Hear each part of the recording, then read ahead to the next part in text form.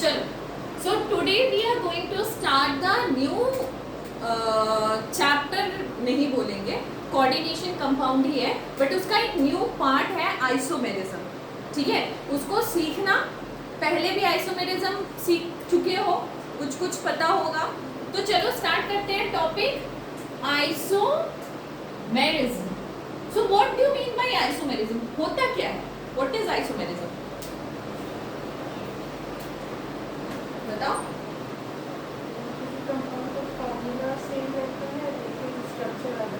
नहीं, ठीक से बोलो. हम लोगों ने यही पढ़ा है, आज तक हमने यही पढ़ा है कि same molecular formula but different structural formula. But आज ना थोड़ा सा करेक्शन मारेंगे, थोड़ा सा लिटिल बिट. हाँ, क्या लिखेंगे? Same molecular formula but having different properties. ठीक है, थोड़ा सा चेंज मारा मैंने. ठीक है, अब डिफरेंट प्रॉपर्टीज हो रही है. सेम मॉलिक्यूलर फॉर्मूला है बट डिफरेंट प्रॉपर्टीज है. अगर दो कंपाउंड के, तो वी कैन से कि वो आइसोमेरिज्म दिखा रहा है. ये डिफरेंट प्रॉपर्टी जिस वजह से हो रही है ना, जो वजह हमने आज तक सीखा है. क्या पढ़ते थे? Same molecular formula but different structural formula. This structural formula is because of different properties. So we can say कि ये डिफरेंट प्रॉपर्टी क्यों हो रही है? ड्यू टू बोलो बोलो, किसी है चेंज इन इट्स स्ट्रक्चर, है ना? Due to changes in its structure. तो भैया यही तक हमने पढ़ा था ना, इसके बाद कुछ पढ़ा है? बस यही जानते थे हम आइसोमेरिज्म के बारे में. बट एक बात बताओ, हो सकता है स्ट्रक्चर भी सेम हो बट ओरिएंटेशन डिफरेंट होगा, है ना? ठीक है. सो हैविंग ड्यू टू कैसे लिखे इसको? Due to structure is same, structure is same but orientation किसका orientation? Orientation of some functional group या कोई भी ग्रुप का, है ना? Orientation of group is different. तो भैया थोड़ा सा इम्प्रूवमेंट किया हम लोगों ने डेफिनेशन में कि क्या लिखेंगे? Same molecular formula but having different properties. ये डिफरेंट प्रॉपर्टी कहाँ से आती है? Due to the different structure, due to the change in orientation of groups. ठीक है, इतना नोट करो. Now according to change in its structure there are, यहाँ पे ना मैं बस हेडिंग चेंज कर रही हूँ. there are two types of isomerism. दो तरह के आइसोमेरिज्म होते हैं. एक तो स्ट्रक्चर के कारण चेंजेस के वजह से, दूसरा ओरिएंटेशन ऑफ ग्रुप के वजह से. जिसमें स्ट्रक्चर के कारण चेंजेस होता है उस आइसोमेरिज्म को बोलते हैं स्ट्रक्चरल आइसोमेरिज्म. ठीक है, और जो डिफरेंट ओरिएंटेशन ऑफ ग्रुप के वजह से हो रहा है उसको हम बोलेंगे स्टीरियो आइसोमेरिज्म. ठीक है, नोट कर लो इसको भी. फिर हम मूव करेंगे स्ट्रक्चरल आइसोमेरिज्म की तरफ वी कैन से. चलो आगे बढ़ते हैं. Start with the topic structural isomerism. ठीक है,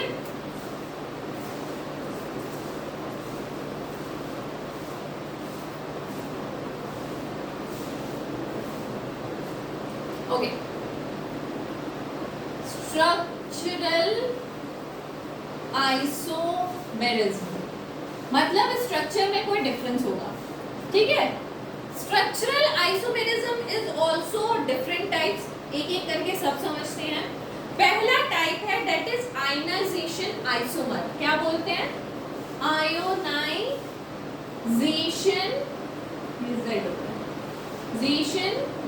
आइसोमर्स, आयनाइजेशन आइसोमर्स, ठीक है।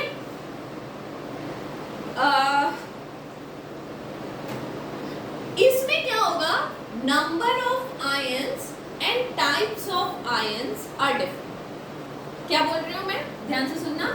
नंबर ऑफ आयंस और एंड नहीं लगा रही, और types of ions is different. मतलब आयनाइजेशन आइसोमर है, मतलब उसमें से कुछ आयंस निकलेंगे, या फिर नंबर ऑफ आयंस डिफरेंट होंगे, या फिर टाइप्स ऑफ आयन डिफरेंट होंगे, ठीक है। फॉर एग्जाम्पल अगर मैं ऐसा लिखती हूं CONH3 5BrSO4, तो मैं इसको दो तरीके से लिख सकती हूँ। कैसे लिख सकती हूँ? एक कोऑर्डिनेशन कंपाउंड कैसे होता है, एक बॉक्स के अंदर होता है, एक कोई भी चीज बाहर होगी, आयंस के रूप में बाहर होगा, है ना। तो बॉक्स के अंदर क्या हो सकता है, CONH3 5Br अंदर है और SO4 बाहर है ना। या फिर हम ऐसे कर सकते हैं NH3 5SO4 अंदर है और Br बाहर है ना। दोनों में से कैसे भी लिख सकते हैं, because we have to make coordination compound. तो एक तुम्हारा कौन सा स्पेयर रहेगा, इसको क्या बोलते हैं, coordination sphere. This is ionization sphere. तो आयनाइजेशन स्पेयर ही क्या होता है, जिसमें से आयंस निकलेंगे, है ना। देखो मैंने क्या लिखा है, नंबर ऑफ आयंस डिफरेंट होंगे या फिर टाइप्स ऑफ आयन डिफरेंट होंगे। तो यहाँ पे क्या दिख रहा है, types of ion is different. तो अगर टाइप्स ऑफ आयन डिफरेंट है, so we can say it is a ionization isomer. ऐसा भी हो सकता था कि यहाँ पे Br2 निकले, यहाँ पे कुछ और हो जाता, मान लो SO4 हो जाता और Br2 निकलता। तो इसमें कितने आयंस निकल रहे हैं, इसमें 2 आयंस निकल रहे हैं, इसमें कितने निकल रहे हैं, 1 निकल रहे हैं। अगर ऐसा होता तो भी हम उसको आयनाइजेशन आइसोमर्स कह सकते थे। समझ आया? मतलब या फिर नंबर अलग कर दो या फिर टाइप्स ऑफ आयंस अलग कर दो, उसको क्या कहेंगे, आयनाइजेशन आइसोमर्स। नोट कर लो। तो दिक्कत, आयनाइजेशन आइसोमर पहचान जाओगे, पहचानने में कोई दिक्कत नहीं, 100%। चल नेक्स्ट टाइप का आइसोमर्स जो होता है दैट इज हाइड्रेट आइसोमर्स। नाम से ही पता चल रहा होगा क्या बोल रही हूं मैं, हाइड्रेट आइसोमर्स। नाम से कुछ पता चल रहा है, हाइड्रोजन, हाइड्रेट मतलब वाटर होता है यार, कहां से हाइड्रोजन आता है, ठीक है। सो हाइड्रेटेड आइसोमर मतलब H2O का आयंस जो होगा वो रोल प्ले करेगा इसमें, है ना। रोल प्ले कौन करेगा, H2O का आयंस, ठीक है। सो यहाँ पे आयन ना, H2O का जो आयंस होता है वो डुअल रोल प्ले करता है। 2 रोल। कैसा 2 रोल? पहला रोल है कि समटाइम वो एक्ट करता है एज अ लिगेंड, ठीक है। पहला रोल है H2O एक्ट एज अ लिगेंड, और दूसरा रोल है क्या, H2O act as a water of crystallization. Water of crystallization सुने हो, समझ आता है थोड़ा थोड़ा, है ना। So H2O act as water of crystallization, ठीक है, क्लियर। तो कैसा कैसा रोल प्ले करता है, H2O या फिर तुमको लिगेंड के रूप में दिख सकता है या फिर वाटर ऑफ क्रिस्टलाइजेशन के रूप में दिख सकता है, ठीक है। सो अगर H2O मॉलिक्यूल लिगेंड कब होगा और वाटर ऑफ क्रिस्टलाइजेशन कब होगा, यही क्वेश्चन आएगा। कब हम उसको लिगेंड बोलेंगे, या कब हम उसको वाटर ऑफ क्रिस्टलाइजेशन बोलेंगे। तो लिगेंड कब बोलेंगे ये पता है तुमको, बताओ कब बोलेंगे, बताओ बताओ। जब इनसाइड द कोऑर्डिनेशन स्फीयर होगा, है ना, जब इनसाइड द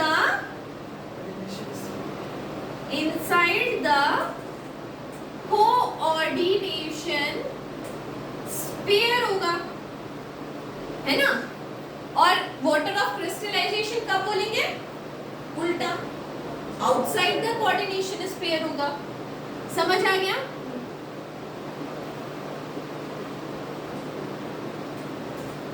ठीक है, वेरी नाइस।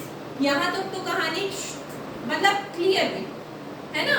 तो दोनों फॉर्म इज हाइड्रेटेड फॉर्म, कुछ भी फॉर्म हो दोनों के दोनों हाइड्रेटेड फॉर्म होंगे, ठीक है। यहां तक नोट करो। फिर अब मैं तुमको ना कुछ एग्जांपल्स दे रही हूं and now you have to tell me कैसा हाइड्रेटेड आइसोमर है, ठीक है। चलो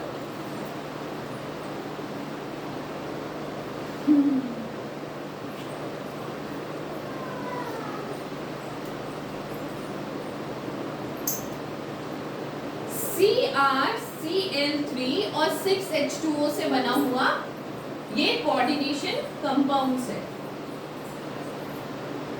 चार तरह। एक है CrCl, नहीं Cl तो नहीं लिखेंगे, H2O6 Cl3, एक है CrH2O5 Cl Cl2 H2O, एक है CrH2O4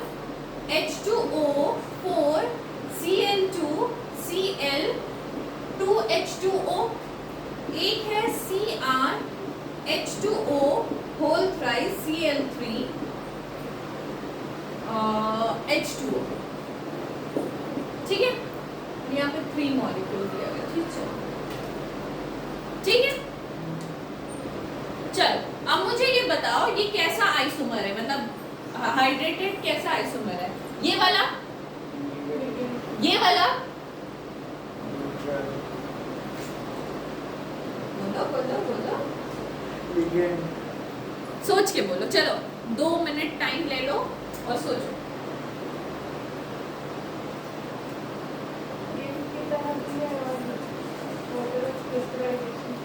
यस, बट ध्यान दे, जो मतलब अंदर तुमको मिल गया उसको हम लिगेंड ही बोलेंगे या हाइड्रेटेड ही बोलेंगे, ठीक है।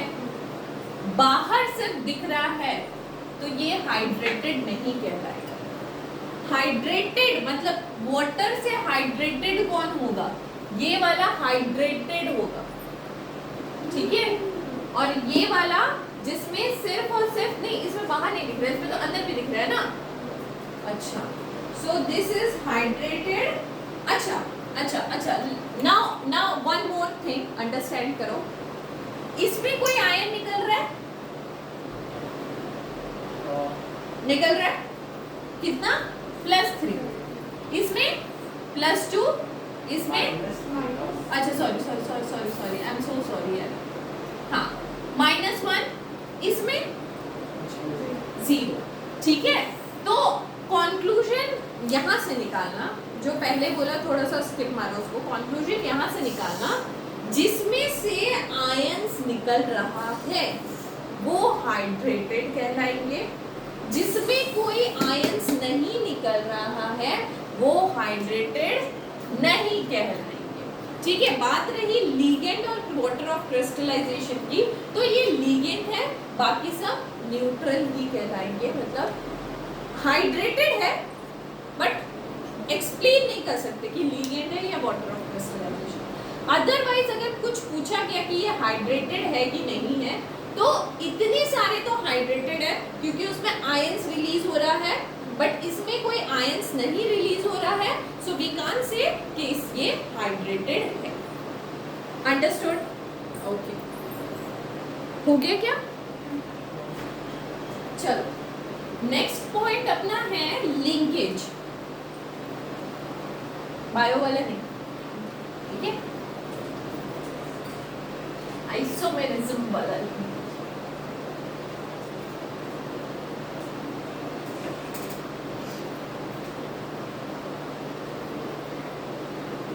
लिंकेज या फिर कोऑर्डिनेट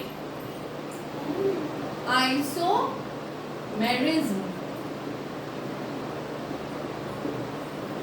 ठीक है।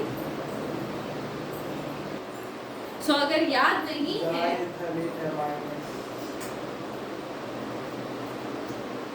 यहाँ पे ligands should be ambidented, ठीक है, dented है ना, स्पेलिंग सही कर दिया। चलो, तो लिंकेज या कोऑर्डिनेट आइसोमेरिज्म कहाँ दिखता है, जो कि एम्बिडेंटेड हो। तो एम्बिडेंटेड हमने नहीं बताया यार, ये वर्ड नहीं बताया था आपको, ठीक है, ठीक है। चल, तो एम्बिडेंटेड में क्या क्या आएगा, Cn minus HCN minus OCN minus NO2 minus S2O3 minus 2 और CO, ठीक है। ये NC या फिर ऐसे भी लिखा रह सकता है, NC भी लिखा रह सकता है, ठीक है, उल्टा।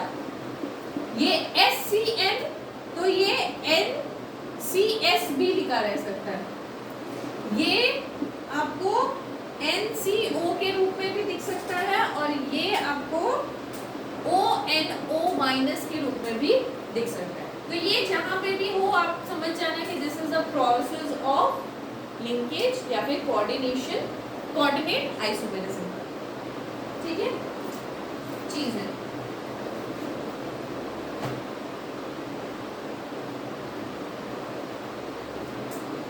गिव मी 15 मिनट्स मोर, ठीक है।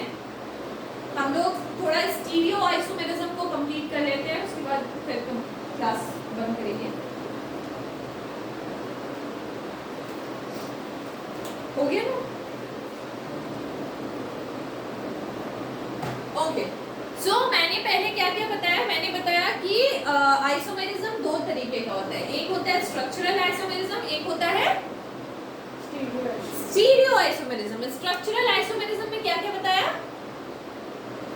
पहला आयनाइजेशन आइसोमर्स, दूसरा हाइड्रेटेड आइसोमर, तीसरा लिंकेज या फिर कोऑर्डिनेट आइसोमर्स, ठीक है। ये तीन टाइप की आइसोमर्स होते हैं स्ट्रक्चरल में, और दूसरा हो गया तुम्हारा स्टीरियो आइसोमर। चलो उसको भी देख लेते हैं और उसको कंप्लीट कर लेते हैं।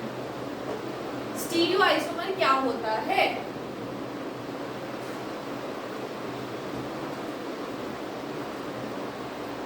ओके, स्टीरियो आइसोमर्स,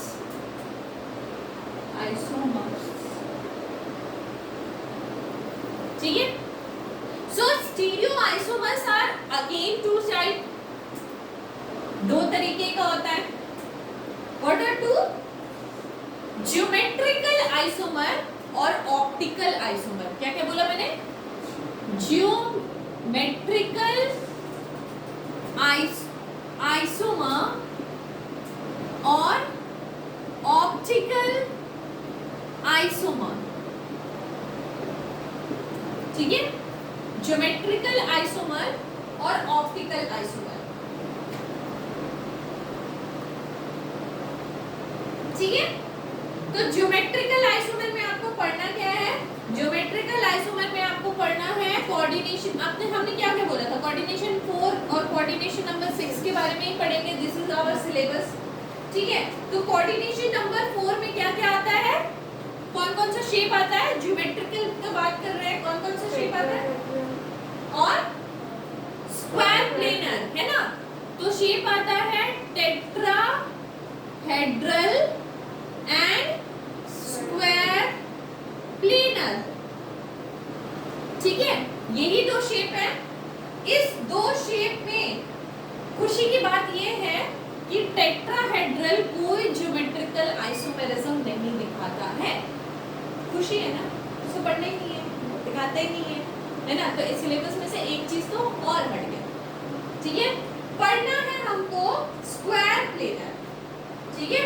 तो ये स्क्वायर प्लेनर हमको ज्योमेट्रिकल आइसोमेरिज्म दिखाता है, तो very nice, we will study that, ठीक है। अब बात की जाए कोऑर्डिनेशन नंबर 6 की, तो उसका शेप होता है ऑक्टाहेड्रल, ठीक है।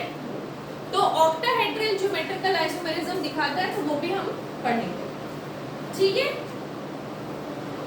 Okay okay, so next day हम लोग बढ़ेंगे इसके तरफ, ज्योमेट्रिकल आइसोमेरिज्म किसको बोलते हैं और उसका जो ज्योमेट्री के बारे में बात कर रहे हैं। ज्योमेट्री मतलब क्या, स्टीरियो, स्टीरियो मतलब क्या, स्टीरियो मतलब क्या बताया, ओरिएंटेशन ऑफ फंक्शनल ग्रुप अलग होगा, है ना। तो ओरिएंटेशन ऑफ फंक्शनल ग्रुप किसके बारे में पढ़ेंगे, स्क्वायर प्लेनर और ऑक्टाहेड्रल, ठीक है। हम एडवाइस करेंगे जैसा हम पढ़ाएंगे ना वैसा ही करना। बुक के लैंग्वेज में जाओगे थोड़ा सा समझने में, अंडरस्टैंडिंग में आई थिंक थोड़ा सा दिक्कत आ सकता है। तो अगर मेरा क्लियर हो जाए, जो मैं पढ़ा रही हूँ वो क्लियर हो जाए, उसके बाद ही बुक टच करें, ठीक है। तो सारी चीज़ें अच्छे से समझ में आएंगी। तो आज के लिए बस इतना ही। Next day we will move for geometrical isomers.